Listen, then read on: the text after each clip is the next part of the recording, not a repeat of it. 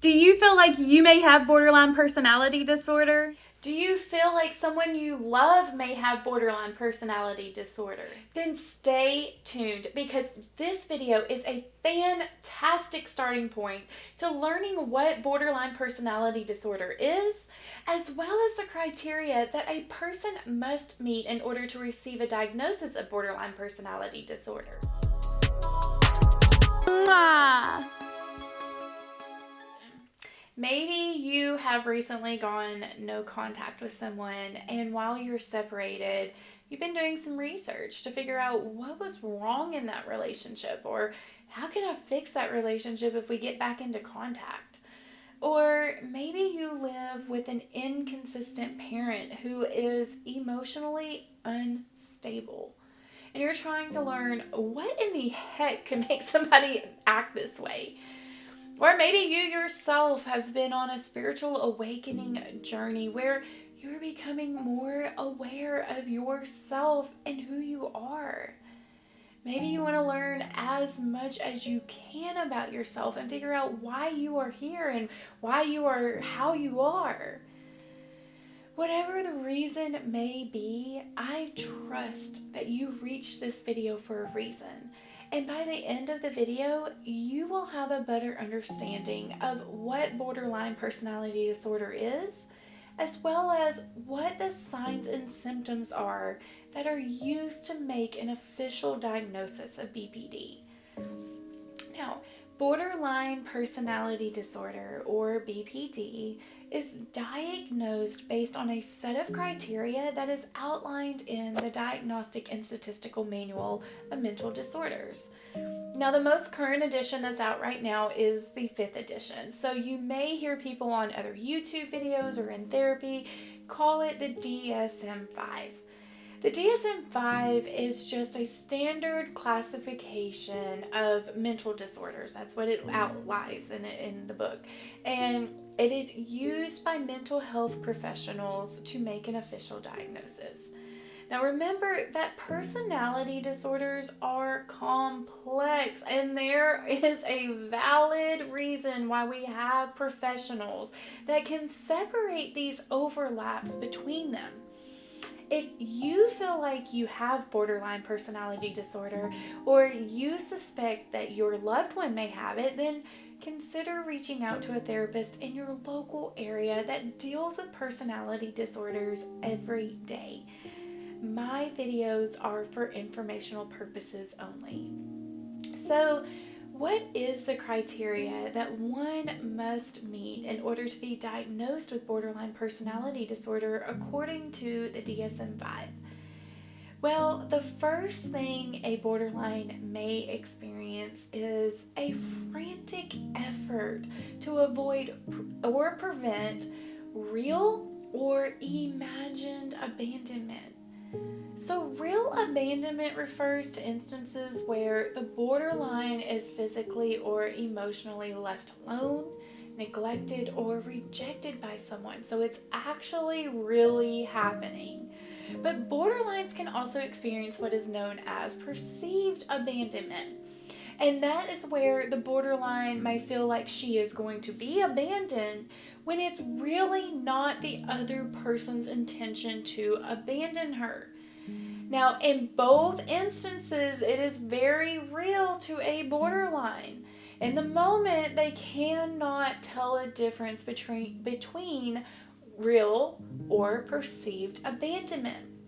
Someone with BPD may experience profound anxiety and distress when they perceive a threat of abandonment. And this can trigger a range of emotional and behavioral responses out of the borderline. Borderlines are on a spectrum on their reactions. Now, the intense fear from the borderline can stem from a variety of sources. There could be a history of past abandonment, neglect, even attachment issues.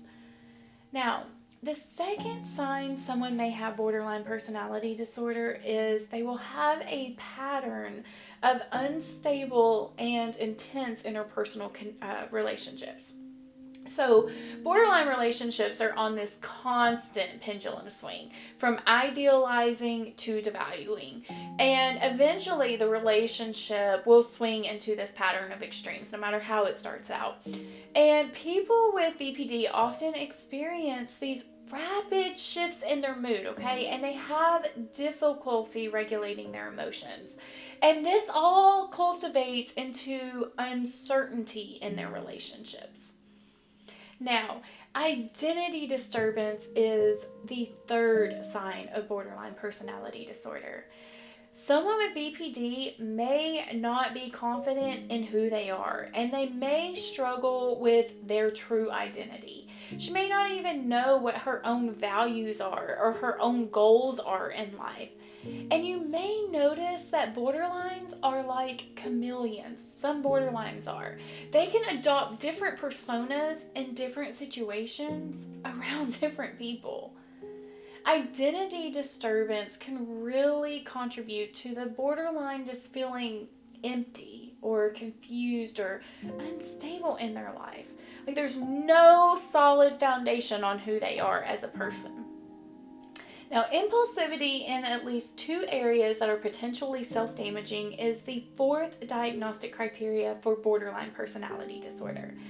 So, for instance, what this means is you may find a borderline who recklessly spends money when they really don't have it, or go on shopping sprees, or get online and order a bunch of things. You may find somebody that has a substance abuse problem, or that they use money they don't have to buy the substances to have the substance abuse problem. They may binge eat, engage in risky sexual behavior. Any behavior or activity that could cause harm to themselves would fall under this category. Now, usually a borderline's impulsive actions is because they are responding to this intense emotion that they are feeling, or because they're trying to cope with the distress that they are experiencing. But these things are, in fact, actually not helping the borderline. Their actions can actually have negative consequences on the borderline's life, so it's not helping at all. Now, the fifth diagnostic criteria for borderline personality disorder is what some therapists call affective instability due to a marked reactivity of mood. So this is a fancy schmancy way of saying that individuals with BPD experience these intense fluctuating moods that are often triggered by outside people or events. Now, borderline moods can shift within the same day, the same hour. I mean, you wouldn't typically find a borderline's mood staying consistent over 3 or 4 days. That's very atypical. The sixth sign of a borderline is chronic feelings of emptiness. Now, you may see a borderline that is successful in life, whether that is career or relationship. And even though they are successful on the outside, they may experience a persistent sense of this inner void. I think that's the best word I would use to describe it. Some borderlines say, they feel like this emotional numbness to some degree. But this feeling of emptiness can make the borderline feel this sense of disconnection from their self and even others. And when this happens, a borderline may find it difficult to find fulfillment or meaning in life. Like nothing can satisfy them because they feel empty inside. The seventh hallmark sign for borderline personality disorder is inappropriate, intense anger or difficulty controlling anger. Someone with BPD may show intense and even volatile anger to being triggered.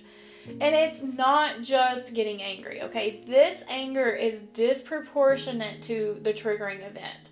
So you may find a borderline screaming or extreme ugly crying, throwing things, breaking things, destroying things that are important to you, blaming you, calling you names, saying things that sting you to your core. Someone with BPD may experience something that seems like just a minor disagreement, and it can escalate into a full-blown emotional outburst with family, friends, partners, even coworkers. The intensity of the anger outburst can surprise even the individual with BPD and the other person involved.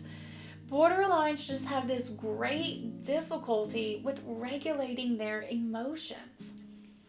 Now, the eighth diagnostic criteria is recurrent suicidal behavior, gestures, threats, or even self-mutilating behavior. Borderlines may engage in these type of activities as a way to cope with intense emotions that they're feeling and that they're being overwhelmed with, or an attempt to kind of alleviate some of that emptiness that they're feeling on the inside. I once had a borderline tell me that she self-mutilated as a way to show her pain to others. I don't like talking about that. Because as a borderline, I could feel her pain. And when she told me that, I knew exactly how she was feeling. Now, I've never self-harmed, but her words were almost poetic to me in a way because it explains how we feel on the inside. Emotions do hurt us. We feel deep. Some time ago, I was having an extremely emotional day at work, okay? And it was a really bad day. And it was a super intense. And so my boyfriend, he told me he would come see me. And I worked at a restaurant. So like during the prep time, I had a little time to get away. Well, I was expecting him and an hour passed and then 2, and I texted and he said that his uncle that he hadn't seen in years randomly showed up to his mom's house where he was. And he told me that he would be right there after his uncle left. Well, I couldn't accept that, okay? Because I was emotionally hurt and I needed him now. I didn't feel like he had my back. I will never forget what he said. He was like, if you really needed me, like if your hand was cut off or something, I would be right there. And I just stood there on the phone stunned. Because to me, it didn't matter if it was physically or emotionally. Hurt was hurt. And I was hurt. And I needed attention. But he couldn't see the hurt because it was all on the inside. And it wasn't physically manifested. And I think that's why sometimes we feel misunderstood. Because the people around us need these physical signs that we are hurt or wounded. And we may not have that. But what we do have is the same experience of pain swirling around on the inside. So when this borderline told me this, I understood what she was saying. She physically showed the pain she was feeling on the inside, on the outside of her body, as a language that others around her may understand. Like, hey, I'm hurt. Whether it's physical or emotional, I'm a hurt human, and I need assistance right now. Now, the 9th and final symptom of borderline personality disorder is transient stress-related paranoia or severe dissociative symptoms. Now, what this means is you may find that during times of extreme stress, the borderline may have this heightened suspicion or distrust of people around them, or maybe even some irrational beliefs start popping up. They may feel like people have turned against them or are talking about them. I mean, some borderlines may feel like they're being targeted, or someone is plotting against them, or they're going to be betrayed. They may feel terrified, like they've shared way too much of themselves with a person and it can now be used against them. Now, it's important to note that this type of paranoia in borderlines is just temporary. It's very temporary in a borderline. They don't necessarily feel paranoid all of the time like with other mental health disorders. Now, with all of these signs and symptoms, there's 9, it is important to note that you do not need to display all 9 of these traits to actually be formally diagnosed with borderline personality disorder. A person needs to meet at least 5 of these criteria to be diagnosed by a mental health professional. So, if you feel that you or someone you love does show enough symptoms, then definitely reach out to a professional that deals with personality disorders every day to get the resources that you or your loved one need and to get on a path to heal some of these things. Now, I am not a licensed health professional, but if you need someone to talk to, I'm here for you. I know that sometimes when you're in the middle of a storm, you cannot see clearly and you cannot sort through things. You need someone else's perspective, and I can give you that. I will leave my email in the description below, and feel free to email me your story about your experience with borderline personality disorder, or share any knowledge that you have, or we can schedule a time to talk. And I actually may feature your email on the channel. Now, also, if you just need to talk to someone, we can also schedule a time to talk and you can share whatever. Now, I am doing donation-based time slots right now, so cost shouldn't be an issue. Just give whatever you can, if you can at all. I'm here to spread awareness of borderline personality disorder and help those who have it find the resources they need to live a fulfilling life.